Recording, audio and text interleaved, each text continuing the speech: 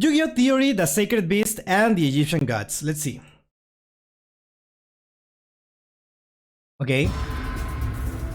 Alright, Internet, let's get our That's game on. from the Today, movie. I want to talk about the Sacred Beast monsters and the Egyptian God cards, and how the Sacred Beast monsters are related to the Egyptian God cards. Now, just so we're all on the same page, the Sacred Beast cards are a series of high-level monsters that play a prominent role during the events of Yu-Gi-Oh! GX. Yeah. Throughout the show's first season, They came out of their nowhere revival during is the last foreshadowed as a world-ending calamity, an event that episodes must be prevented of at the- all costs. But when their inevitable Wait, was summoning it? occurred during the season's conclusion, fans across the globe couldn't help but notice the similarities between these monsters and the Egyptian god monsters seen throughout Duel Monsters. Each of the sacred If I remember correctly, they appeared during the second part of the first season, right? When they showed like the was it the Shadow Riders or something? The Shadow Raiders, right? Was it Riders or Raiders? I don't remember. And they needed to protect the keys. Shadow Riders arc, yeah, that's where the one of the best scenes in GX comes from, which is Don Salug, right? Don Zalug. When I say one and only, I mean it, because, my dear children, I am him. that is the best scene in all of Yu-Gi-Oh! I love that. I love that. I am him. My favorite Sacred Beast is Hammond. I played against this like a few times and I never remember what they do. I know that they fuse and they make like a beat stick at like a 10,000 attack beat stick. That's what I remember. Don Saluk is him. Yeah, iconic video.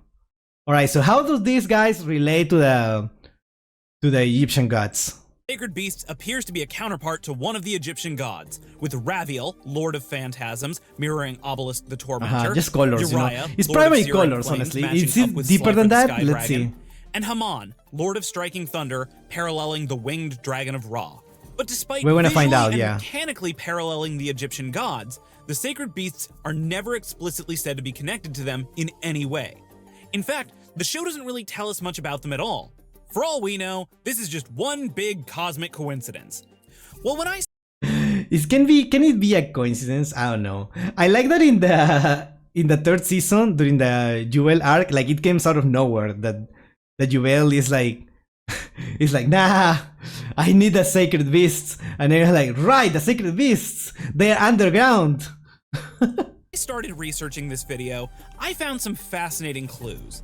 And Oh, they I have a think that there retrain, are enough interesting. bits of Yeah, info Chaos scattered Fantasy. throughout Duel Monsters and GX that we can put together a semi-probable explanation. So let's review what we do know about them and see if we can connect the dots. We know that thousands of years before the modern day, sorcerers in ancient Egypt participated in dark rituals known as the Shadow Games, in which they bound the spirits of monsters from other dimensions and forced them to battle against spirits conjured by their opponents. While thousands of spirits were bound during this period in history, there were really none hype. more powerful than the three gods: Obelisk the Tormentor, Slifer the Sky Dragon, and the Winged Dragon of Ra, all of whom bestowed their powers upon the pharaohs of Egypt. Wait, has there always been a face there? And the Winged Dragon of Ra. All Was there always a face in obelisks?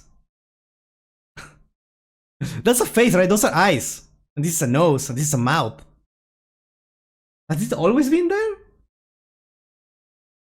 of whom bestowed their powers upon the pharaohs of I Egypt, never noticed that. giving them Yeah, the power what? to rule over and defend the nation from its foes. Obelisk During the war peoples. between the pharaoh Atem and Zork Necrophagis, Oh my god, cover the those! combined power of the gods was all that prevented the Shadow Games from From spiraling that angle, out it of looks like a control face, yeah. and wiping out humanity. So the pharaohs sealed away all of the bound monster spirits using the power of the Millennium items, the god spirits, and his own name, in order to prevent them from ending the world. Thousands of years later, Maximilian Pegasus unearthed their archaeological remains and learned of That's the Shadow goat, Games from that's the my spirit goat. guardian Shadi, who bestowed the Millennium Eye upon him. Pegasus used this relic to resurrect the Shadow Games in the form of the modern game of Duel Monsters. But when he began working on creating I just had a traumatic experience. Let's just turn it into a game, right? That's what you need to think, chat. That's how you make the most out of nothing. Not of nothing, of the worst. You make a business out of it and you become rich, yeah. of the He was rich Egyptian before, god right? He monsters, was rich before, I think. everyone involved in the project died mysteriously, except for Pegasus himself, who was only shielded from the wrath of the gods because he possessed a Millennium item. The Pharaoh, who had returned from the land of the dead, eventually took possession of all 3 god cards and used them to save the world from Zork once again. Hello, Kildash, welcome. Pegasus is very mad genius. It's every mad genius. In a way, yeah, I see it. God, I love Pegasus. I will never forgive IRL. I will never forgive IRL and the show for hoeing Toons. Yeah, I wish Toons were competitive, or more competitive at least, because they have such cool designs and like such cool mechanics, but they are not good. They are definitely not good. What inspired you to make these cards, Pegasus? The guy shoved an ancient artifact into my eye. Yeah, I mean, props. Their millennia-long battle finally at its end, the Pharaoh and the gods departed the land of the living, making for their eternal rest in the world beyond. Yeah, that's a hype. That's the context for that. We know significantly less about the sacred beasts. We do know that, like most of the early Duel Monsters cards, they were based on monsters carved on ancient tablets discovered during archaeological expeditions in Egypt, with these monsters in particular being discovered by a man named Lyman Banner, who uncovered them while researching the art of alchemy. We also know that at some point, the sacred beasts were manufactured as a single set of playing cards, which ended up in the hands of Banner's associate, Kagemaru, who proceeded to bury them on a remote island where he later co-founded the institution of Duel Academy. The reason that Kagemaru did this was because the sacred beasts appeared to be incomplete when their cards were first manufactured. Unlike the god cards, which could go around killing people before they were ever printed, the sacred beasts needed to be charged up using dueling energy. So Kagemaru set a convoluted scheme in motion. First, he buried the cards on the island beneath the 7 GX spirit tournament? gates, which didn't actually do anything. No, the GX Then he tournament comes after, manufactured right? the 7 spirit keys, but they didn't actually do anything either. Then he helped set up Duel Academy on the island to train professional duelists and gave the spirit keys to the school's headmaster, Chancellor Shepard, telling him this guy, dude. I don't know if it changes in season 4, but I hate how useless this guy is. Like, he's a pretty cool dude, but he's like, oh my god, bro. I swear. Like, I don't know what to tell you. This is one of the most like useless guys in all of GX. What did bro even do exactly? Playing a card game heals you from old age and gives you muscles? Totally. That's how it works. That's what I'm trying to do. The GX tournament was after this? Yeah, you're right. It was after this. Shepard caused 50% of the problem in the series. Yeah. I know, I like that dude, like that.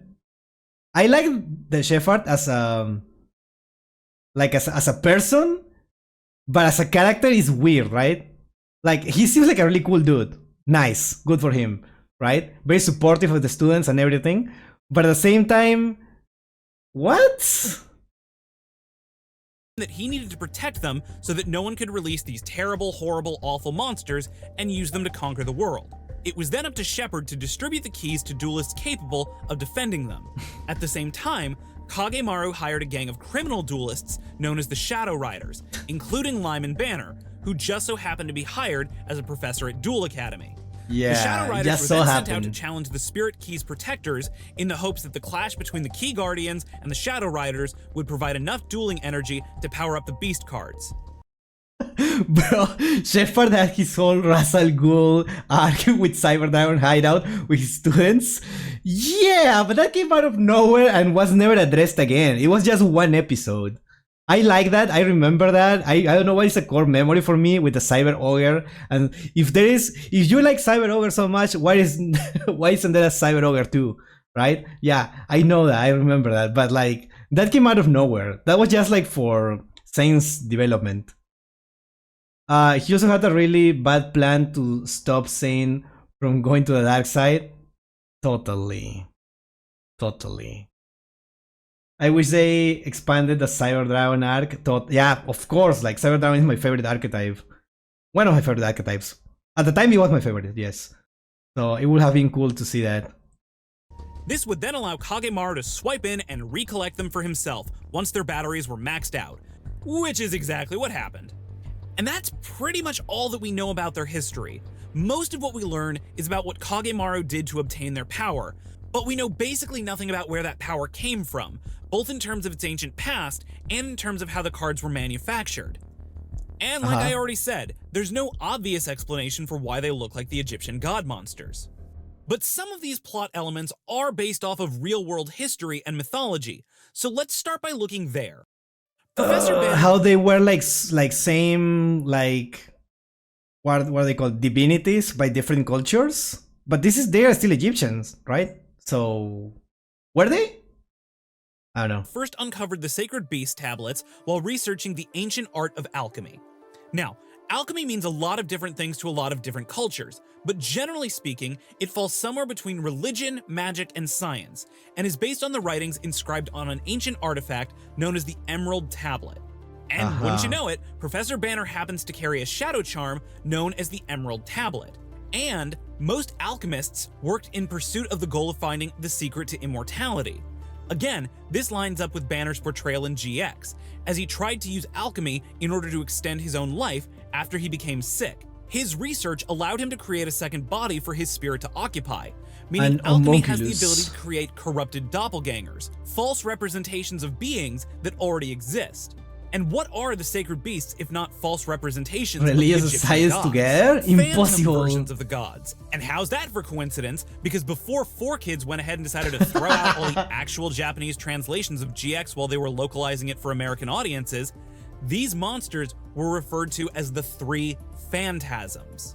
Okay. So, this might suggest that someone, somewhere, somehow, used the art of alchemy to create homunculus phantasm versions of the Egyptian god monsters, resulting in the birth of the sacred beast monsters seen throughout GX. Yeah. But who would do such a thing? And why? Well, I think that the answer to that lies in a subtle clue in the names of each sacred beast monster. We all know that the Egyptian god monsters are named after elements of real-world Egyptian mythology. The winged dragon of Ra is named for the sun god Ra. Obelisk the Tormentor is named for the Obelisk Monument, which represents the real-world myth of the god Atem and the Egyptian creation story. Okay. And Slifer the Sky Dragon, which was actually called Osiris the Heavenly Dragon before being intentionally mistranslated into English, is named for the god of the underworld, Osiris. Similarly, the sacred beasts are all named for angels appearing in the Hebrew scriptures. Raviel is named for the angel Raziel, the angel of secrets or mysteries.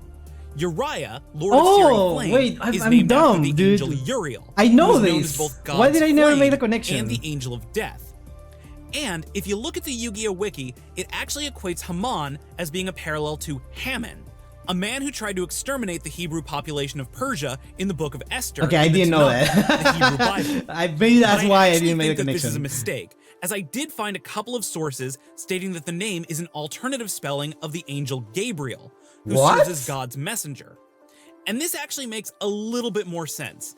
You see, the names Haman is another Raziel name and for Uriel Gabriel? both translate to declarations about God, with the name Raziel translating to God is my teacher, and Uriel meaning God is my light. The Hebrew word Haman, derived from the Persian villain, breaks this trend, as it loosely translates to the word noisy or tumultuous. Okay. But the name Gabriel, on the other hand, translates to God is my strength, keeping in continuity with the other two angelic names used here. Yeah, that makes Furthermore, more Yu-Gi-Oh way is a more Japanese sense. property, and Haman is also a Japanese word, referring to the serrated pattern on a sword that appears during the hardening or strengthening process. So it's this lines strength. up with both Okay, Gabriel's name well, being a reference to strength, That's a little and this card's serrated convoluted, visual but I guess design. it makes sense. So while the connection between the names Haman and Gabriel is obscure, it thematically lines up really well with the other angels being referenced here and the monster's visual design. All of this to say, wait, what's the visual three design Sacred there? Beast cards appear to have The roots in a wings? fictional version of Judaism, the same way that the God cards were rooted in a pseudo version of Egyptian mythology. Interesting. So we got bizarre Egyptian gods? Interesting. Hello, Lucario. Yes, we're watching a theory. The spiky bones. Spiky bones?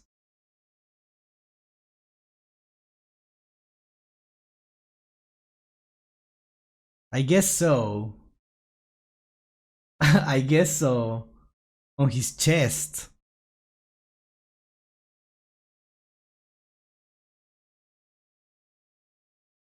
But what does that have to do with anything?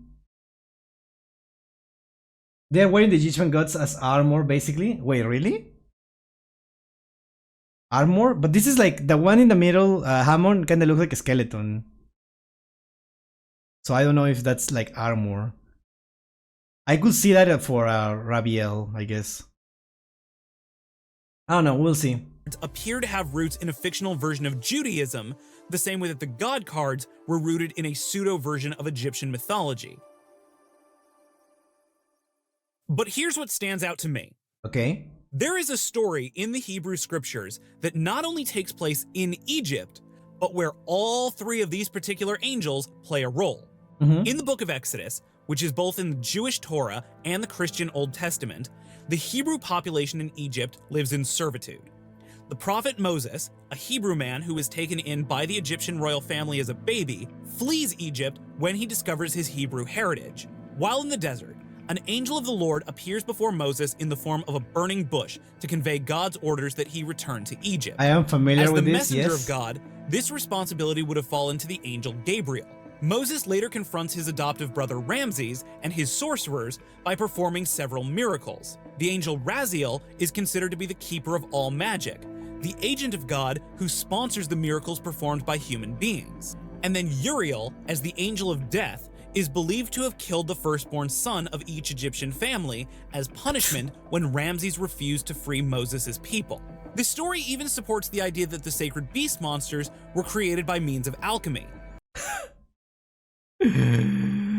What? Banner's alchemy was kinda goated. I wish they explored it more. Cause it's weird that they included alchemy. And he was an alchemy teacher. Why are you just like teaching alchemy in a duelist academy? That was weird, right? I could see the alchemy aspect since the god have divine beast tag and the sacred beast don't have the title, which I could see as them being sort of a doppelganger or a counterfeit version of them. Yeah, that makes perfect sense. That makes perfect sense. The real-world 5th century Greek historian Zosimos wrote that the Hebrew people learned the secrets of alchemy in Egypt and later spread the practice to the rest of the world after their exodus. So the idea that these angelic spirits from that belief system might exist and be related to the practice of alchemy in Yu-Gi-Oh! Feels like we're on the right track. So, extrapolating all of this information, I propose that Hebrew alchemists created homunculus phantasm versions of the Egyptian god monsters in order to rise up and defend themselves from their former masters. And if the angels in Exodus actually are dual monster spirits, their power would have been necessary in order to stand against the old pharaoh and the Egyptian gods. I feel like I'm watching a MatPat video. I love that. Hello, Kobayashi. Have you seen the Crispy Synchron videos? I don't know. I don't think so. It doesn't sound familiar. If you have like recommendations, you can submit it to the Discord. We have a channel for that. This is the last video for today, but we're gonna be watching more videos tomorrow. Tomorrow at the same time that this stream started, we're gonna watch the recommendations from today. Yes. So here it is in case you wanna submit something, a suggestion or anything. Yeah. Is that the break of 87? The break? Like homunculus versions being sacred beasts? Couldn't the Egyptian fully... Couldn't the Egyptian fully so that they only gain some aspects but never fully gaining the sort of divinity the Egyptians have? Yeah, that makes sense. That makes sense. That's what I thought you were trying to say. They saw Yami Yumi's decks and tried to counter build. Sick. That's so good. That's so good. Alright, let's see. The historical timing of this even works out really well. The story in the book of Exodus is believed to have taken place somewhere around the year 1300 BCE. So if a version of those events did occur in the world of Yu-Gi-Oh!, it would have occurred about 300 years between the battle between Atem and so Zor. Interesting to think that we're thinking about of the that Egyptian gods predates this time period by like at least Bible 1500 events. years. We can assume that the Shadow Games had been going on for about that long, meaning that the Hebrew people would have been present in Egypt while the Egyptians were playing their shadow games, and, very likely, participated in the shadow games themselves. This That's still such a leaves one wild major theory, question dude. unanswered, though, and that is how the sacred beasts came to be printed in the modern day.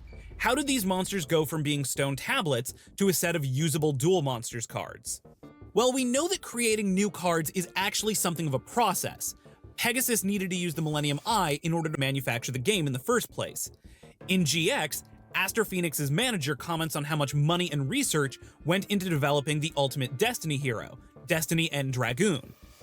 And by the time we get to Arc 5, the Leo Corporation has scientists researching how to generate and perfect pendulum monsters. This isn't something that just anyone can do. In fact, during the GX era of the series, there are only 2 companies known to be producing Duel Monsters. There's more than one? Pegasus's company, Industrial Illusions, I thought that was the only and one. the Kaiba Corporation. I think it's probably Alright, Kaiba also makes cards. That's so weird. It's just Kaiba just has the money. What can I say? He's just that good. Screw the rules. I have money.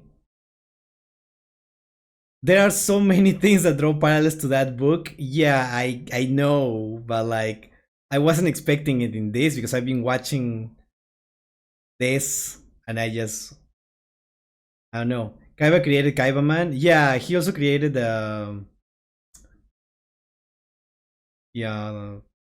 Blue Eyes from the movie. And then he got the Pyramid of Light. Yeah. Yep. Who Kaiba makes cards? You think Pegasus is making Kaiba Man? Yeah, I know. I just forgot about it. A lot of Yu-Gi-Oh decks were based around a lot of lore from the world. They ignore a spirit monster in the show being made from actual religious figures and history mythology. That is not canon. That wasn't in the manga. No, Shining Dragon was something Pegasus made. Wait, really? Shining Dragon was something the Pegasus made? Pegasus made a Shining... Wait, did he... Then what did Kaiba make? I thought that was made by Kaiba. So... Okay, like, remind me. What is aside from Kaiba Man, what is something that Kaiba made? Because I don't remember. I feel like it was that. I only remember in the movie. We just watched it on the Discord like a month ago. I guess I have bird brain, fish memory or whatever it's called. One thing is never explained is the Shao's charms. Oh, the newest patients wouldn't exist without Kaiba. Okay, I guess Kaiba made newest patients. All right, that makes sense. Remember Kaiba beat Pegasus for the 2 cards. I thought it was only for 1 and he made the other one. I don't remember. Okay, whatever. It's safe to say that Pegasus didn't manufacture the Sacred Beast cards himself. During the original series, we learned that after everyone Pegasus had assigned to develop the Egyptian god cards was killed, Pegasus finished the cards but tried to lock them away, fearful that their power would ever be unleashed upon the world at large. After that horrifying experience, he never attempted to produce any further copies of the god cards, and I doubt he would have been interested in pursuing any monsters that could rival them in terms of power. Kaiba started production somewhere between the start of Battle City and creation of Duel Academy. Okay, that makes more sense.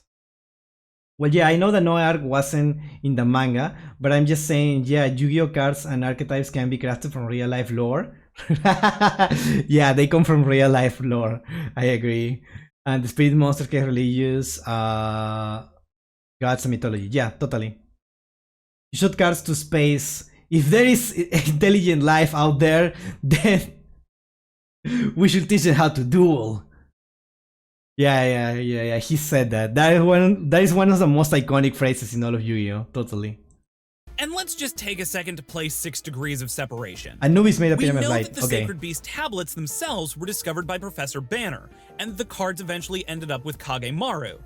Not only did Banner work as one of Kagemaru's Shadow Riders, but he was also a professor at Duel Academy, the school that Kagemaru owned and co-founded. And who co-founded Duel Academy with him? Yeah, Seto Kaiba. Oh. During the events of Yu-Gi-Oh! GX, we learned that Kaiba has been experimenting with creating new dual monster spirits. Well, when Kaiba appeared for the first time in GX, I was like, what? No way! Jaden duels against the Kaiba Man monster spirit, which can only be described as an immortalized narcissism complex. Totally. And we learn in Season 2 that Kaiba created Jaden's Neospatian monsters and elemental hero Neos by shooting young Jaden's card designs into space where they could pass through a magic space anomaly. Plus, I can't, dude. I love that. He's like, this child makes such cool cards. Let's print them and shoot them into space.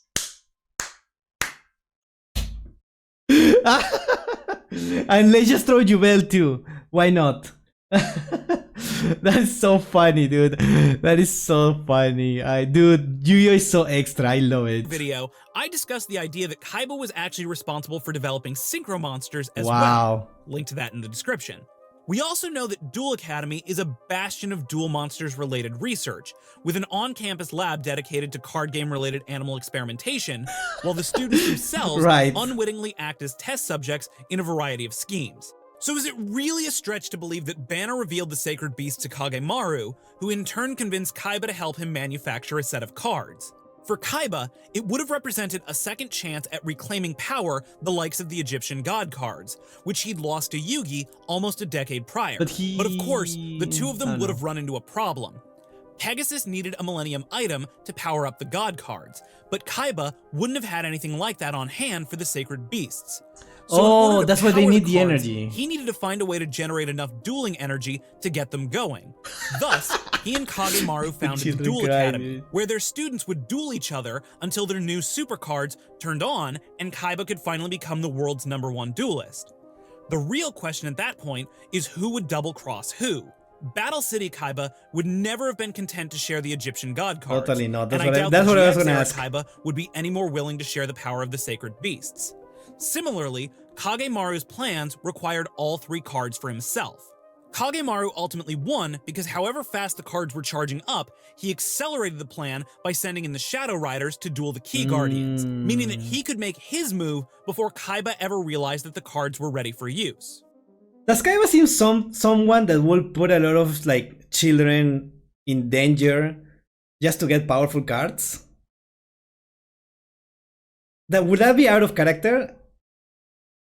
I don't think I mean, he puts himself in danger, but does he put like other people in danger for that? I don't remember. Can someone like send me an example of that? I don't remember.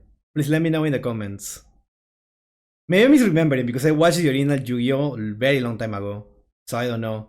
He did blow up an island that one time. He shoots cards into space. Yeah. But like, when he blew up the island, there wasn't like quote unquote innocent people there, right? I don't know. Duel Academy is kind of messed up more than you think of. Yeah, no, totally. Like even in the censor version, the 4Kids version, it still was like messed up. Remember when he blew up to do that? Oh yeah. If they can handle this, they shouldn't be enrolled in my school, is what he will say. I guess. So in summary, the Sacred Beast monsters are a series of humongous Kaiba destroys lives every day as a CEO of a major company. You know what? Touché. I forgot about that. Thank you. You just covered everything with that. Thank you. phantasm clones of the Egyptian god monsters created by Hebrew alchemists and inhabited by the spirits of 3 Hebrew angels, so that a Yu-Gi-Oh version of the prophet Moses could stand up against his people's oppressors and lead the Hebrew exodus from Egypt, which eventually led to the sacred beasts being discovered by a modern alchemist, whose buddy Kagemaru then brought them to Seto Kaiba, who helped them start a professional card game prep school in the hopes of using their students in illegal card game experiments that would harvest enough card game power to power up their card game cards in the hopes of ruling the world. But Kagemaru double-crossed Kaiba, stealing the cards for himself before being squarely defeated in his first and only duel with them, thus sealing the sacred beast away once again and saving the world.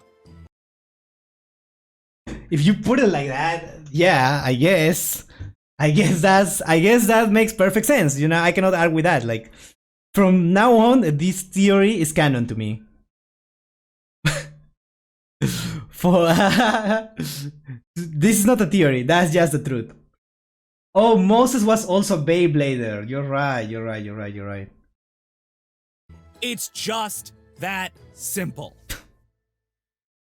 And can I just say that when I started researching this video, I had no idea it was going to end with Yu-Gi-Oh! Moses. Yeah. But I won't lie, I would watch the absolute hell out of a new Yu-Gi-Oh! Anime set in Egypt, where Moses has to become an alchemist and tame the spirits of the sacred beasts so that he can return to his brother's court and square off against the Egyptian gods. Yeah, I don't know if that would be the anime, but if it was the actual like lore behind one of the new characters that is a reincarnation of Moses, yeah, I will watch that. Sounds way better than Go Rush. But what do you think about the history of the sacred beasts? Is this really where they came from? I mean, that's plausible. That makes perfect sense. I believe that. Let me know your thoughts down below in the comments, and be sure to hit the subscribe bell thing so that you never miss another new video. I've got some more crazy theories coming down the pipeline, and you don't want to miss those. I want to watch those. I'm gonna get back to working on that, and in the meantime, why don't you check out some of the other theories on this channel? Everybody stay safe and stay healthy, and I will catch you in the next video. Bye! Bye. Perfect. Thank you so much for the recommendation. That was a really cool video. Thank you for recommending that. Yeah. Thank you. I will definitely keep up with all of that. I didn't. No, dude, it's so good. Watch it. Look at this. Oh no, this is a deck profile. This is not theories. I thought it was a theory about the Supreme King. I was like excited, but yeah, we'll see. There's a theory of why nobody uses ritual summoning. We want to watch that too. My headcanon is that Jaden is a reincarnation of Moses Solomon. But he was a reincarnation of the Supreme King. Right? And that is a different person? Question mark? Anyways, whatever it may be. Thank you so much for the recommendation. And yeah, we will see more of this. Thank you so much.